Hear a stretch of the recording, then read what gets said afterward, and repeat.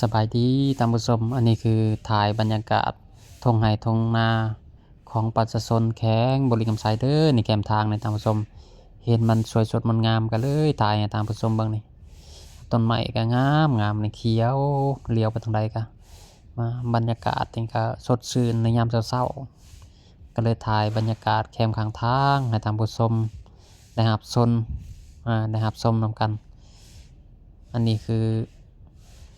ป่าดงข้างทางนะท่านผู้ชมแบบป่าไม้ข้างทางเห็นมันงามเห็นมันเขียวกระจีอยู่เลยครับถ่ายให้ท่านผู้ชมนะครับชมนำกันเด้ออันนี้คืออยู่เมืองปากซันนี่แหละท่านผู้ชมเห็นบรรยากาศมันดีก็เลยถ่ายให้ท่านผู้ชมรับชมนำกันบรรยากาศเป็นดีโอ้ยพ้นก็กำลังตกหากระเซาได้ท่านผู้ชมก็เลยถ่ายให้เบิกบรรยากาศนี่ก็ดีเลย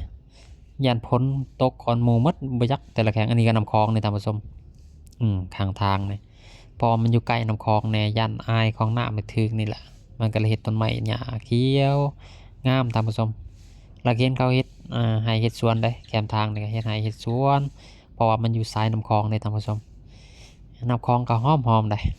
นี่เขาปลูกต้นยังหลายอย่างเป็นสวนเป็นยังไปในบริเวณแบบนี้ท่านผู้ชมก็เลยถ่ายให้ท่านผู้ชมนะครับชมกันเด้อแคมป์ข้างทางนี่บรรยากาศนี่ก็ดี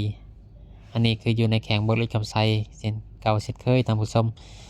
แล้วไปไล่บอลไล่ทีจนกระท้ายให้ท่านผู้ชมนะครับชมนำกันอีกมีชวนยางสวนอ้อยชวนยังชวนมักสลีอยู่แคมป์ทางนี่ครับเห็นไลฟ์ได้ท่านผู้ชมก็ติดตามคลิปต่อไปเด้อท่านผู้ชมเด้อว่ามีอย่างไหนที่จะถ่ายให้ท่านผู้ชมได้รับชมนำกันที่บรรยากาศสายทางนี่นะของแข่งบริกรรมไซนี้ท่านผู้ชมขอขอบใจเด้อที่รับชมคลิป